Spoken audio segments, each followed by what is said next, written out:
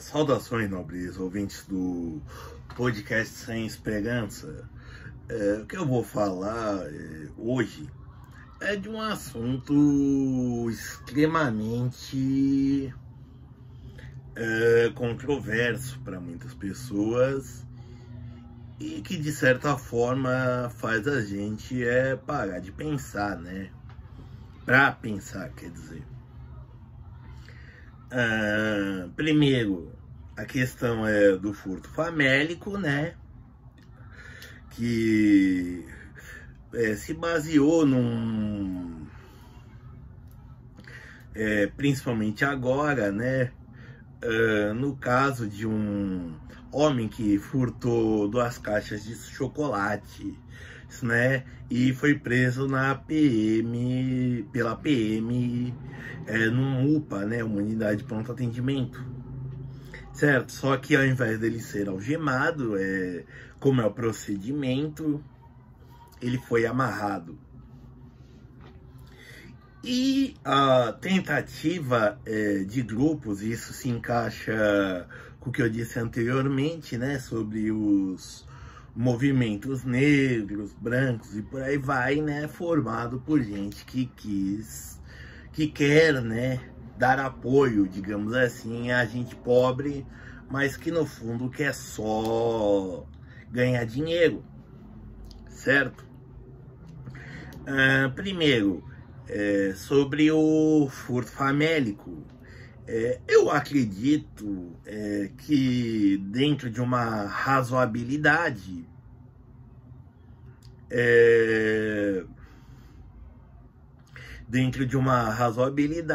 né, talvez, e só talvez, isso justifique, né, esse crime, porque não deixa de ser um crime, né? Afinal, você está tirando algo de alguém, certo? A questão em si, quando se vê nesses casos, isso pode-se olhar a generalidade dos casos, é o seguinte, que nunca é um produto de baixo custo, né? Eu lembro lá pelos anos 2000, por exemplo, uma mulher no Rio de Janeiro foi presa por tentativa de furto, né? Ela alegou furto famélico, né? Para defesa dela, recebeu uma condenação de 4 anos. Certo? Quando a gente foi ver o que ela furtou, né? Ela disse que foi furtar pão e manteiga para os filhos. A manteiga e a aviação, uma das mais caras, certo? Porque não pegou uma Vigor, que é mais barato? Não sei se dentro disso entraria a questão do homus econômicos, né? De uma escolha, digamos assim, dentro de uma racionalidade, né? Se eu tiver que correr o risco de pegar uma pena, né? Pelo menos que seja por algo que vale a pena. Bom, mas... E aí talvez entra também a questão da vergonha na cara. Como no caso desse rapaz aqui no início de maio, ele roubou 2 caixas de bombons, né, de uma chocolateria. Eu não vou entrar no mérito, mas assim, desculpa, ninguém subsiste, né, com chocolates, certo? Outro caso em 2021, né, que deu um chabu enorme, né, que 2 homens na Bahia, não sei se em Salvador, mas numa região periférica da Bahia, foram pegos roubando, né? E como era uma região periférica, praticamente favela, né? Eles foram entregados para o pessoal do crime que executaram eles. certo? Quando você vê o valor, e aí rodou muito, rodou os traficantes, rodou os seguranças, todo mundo foi, rodou a gerência do, como chama? Esqueci o nome, do mercado e por aí vai, certo?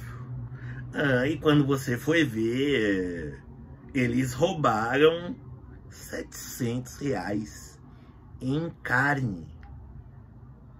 R$700. Assim, se fosse, sei lá, pegou um punhado de carne moída, malocou no bolso e tentou vazar,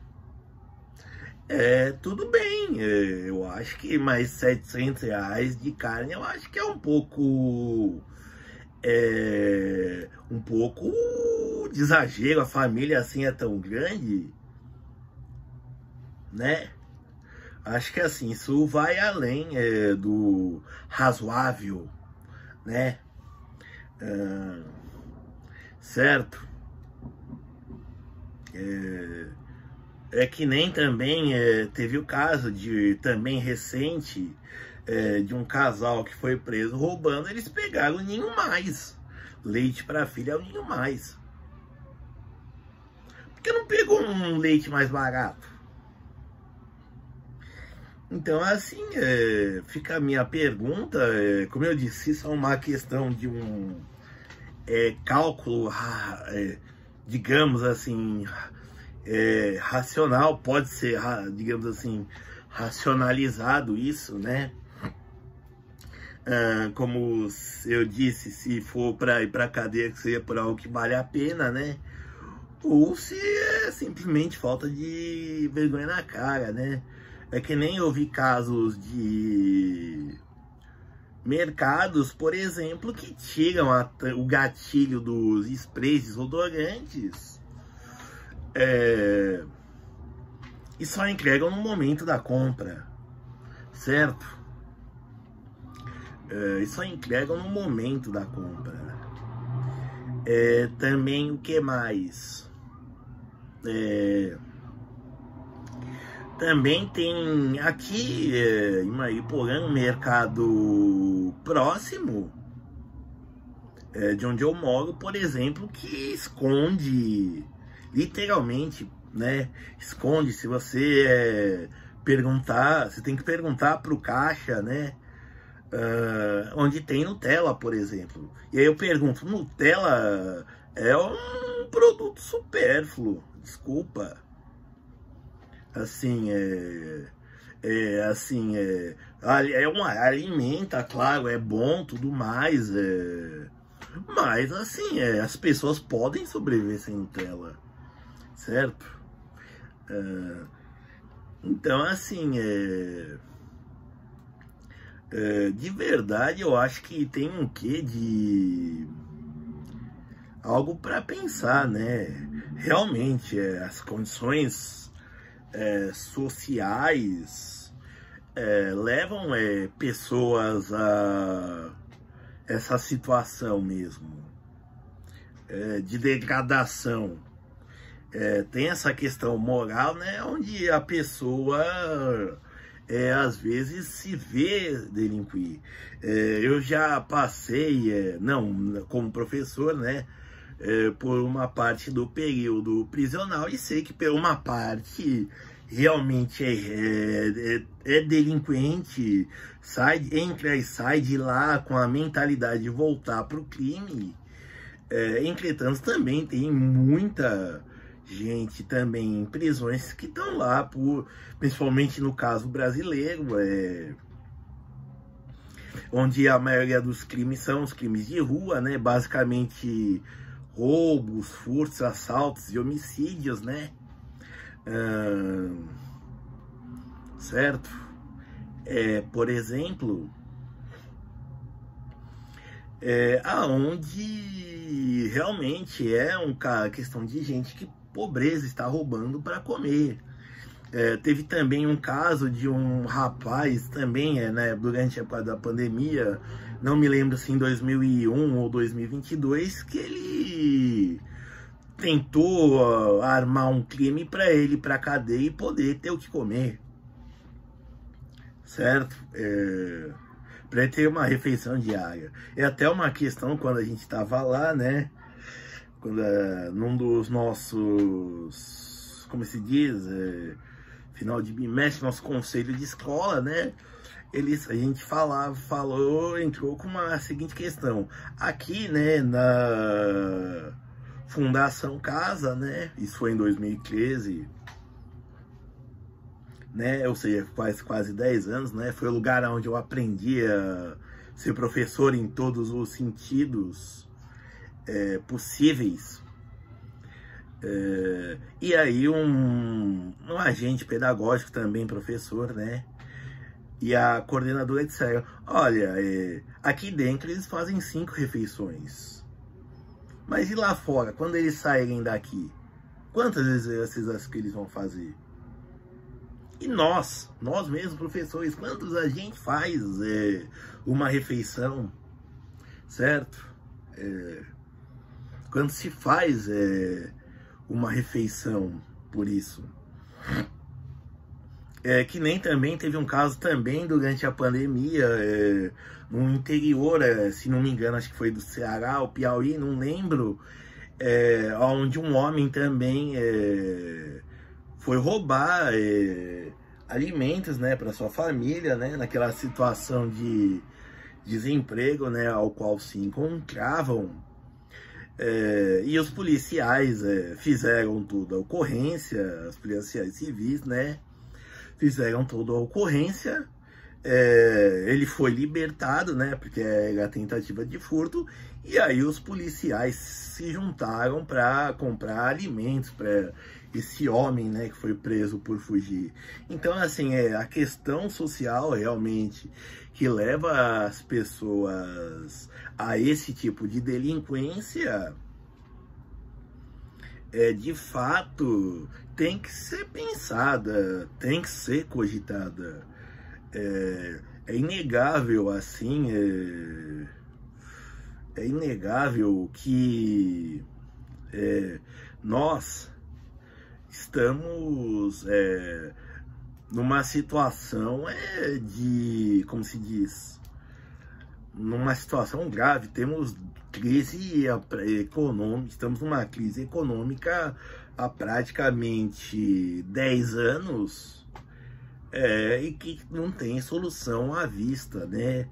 Tirando durante o governo Temer e o início do governo Bolsonaro, ela foi suavizada, né? Mas assim, o Temer era um governo interino.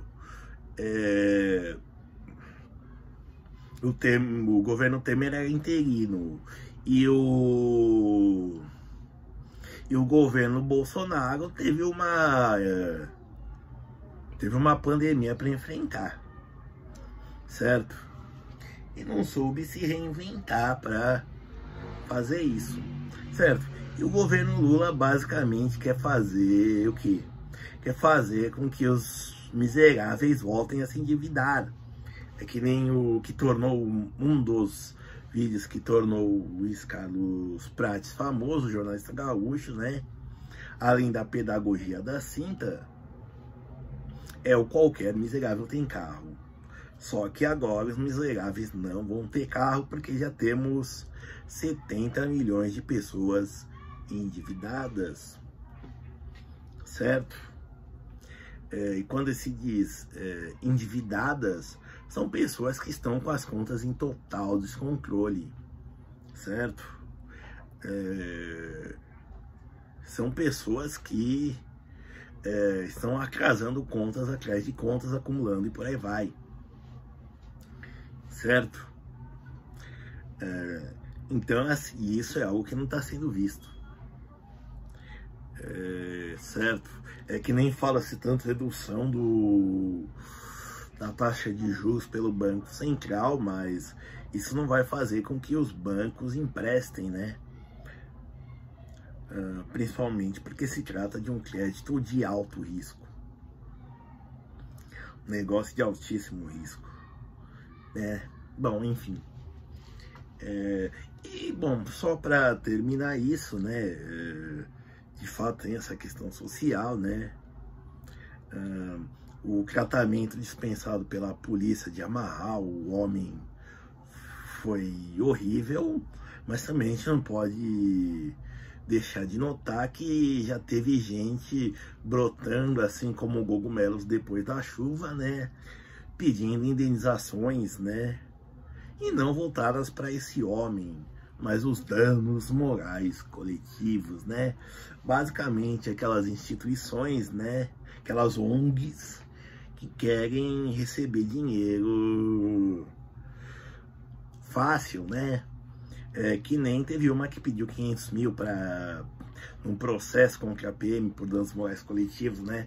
Aí do Cafro, o padre Júlio Lancelotti, que é porque admita um homem sério, também pediu uma indenização, também entrou com processo, e sinceramente tem que se ganhar, mas de qualquer forma, assim,